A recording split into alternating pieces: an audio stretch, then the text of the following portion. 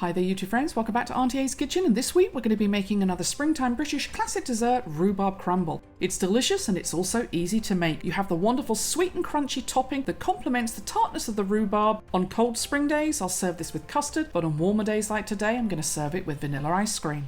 So let's start by preparing our crumble. Into a large bowl add some flour, a pinch of salt, oats, brown sugar and butter, and then roughly mix this together with your fingertips until you have a coarse crumb, being careful not to overmix.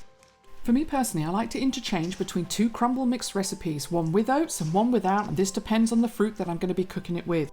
Traditionally, because of rationing during World War II, crumble used to be made with only flour, sugar and butter. Today I'm using oats as I like the added crunch this brings to the dessert. But if you'd rather have a more traditional crumble mix, then I'll include both of my crumble mix recipes, and you'll be able to find these in the description under this video.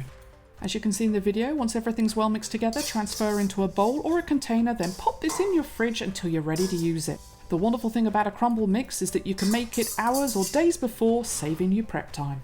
You start to find rhubarb in season depending on where you live, early to late springtime. It's rich in antioxidants, and I recently learned on a telephone call when I was speaking with my parents that it's considered a vegetable and not a fruit.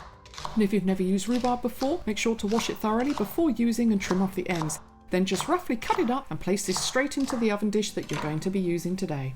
And if you're interested in using some other recipes that use rhubarb, I just recently posted 2 other recipes that you might like.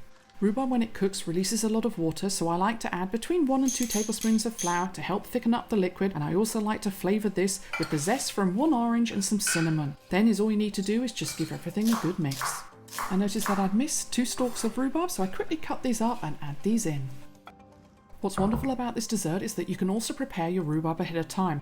Then just before cooking, preheat your oven, then generously cover and crumble large and small pieces of your delicious topping all over your rhubarb. You'll notice in the background of the video some other dishes with different types of fruit prepared, and this is for another shorts video that I'm going to be posting after this video, showing how easy it is to make mini or individual crumbles using any type of fruit. As soon as you've generously covered your rhubarb, place this straight into a preheated oven 180°C for about 30 minutes. You'll know when your crumble is ready, as you'll see all the fruit juices bubbling around the edges of your dish, and the crumble will have a lovely golden colour. Let me know in the comments below if you're the same as me, but I'm not very good at waiting. But if you can, let your rhubarb crumble rest for 10 minutes before then serving it up. You can serve your rhubarb crumble with some homemade custard, and I have a video on the channel if you'd like to make your custard from scratch. It also goes really well with cream, but as you've seen in today's thumbnail, I like to eat it with ice cream, as I love the contrast of the hot rhubarb crumble with the cold ice cream. So as you've seen in today's video, rhubarb crumble's really easy to make, and you have the combination of the soft tart rhubarb with the crunchy sweet crumble, which is why I think it's such a classic British dessert. And of course, for more simple and delicious British recipes, check out the channel, and if you haven't already, please like and subscribe. And if there are any recipes you'd like to see me make, please let me know in the comments below. I look forward to seeing you in the next video. Until then, have a wonderful week. God bless.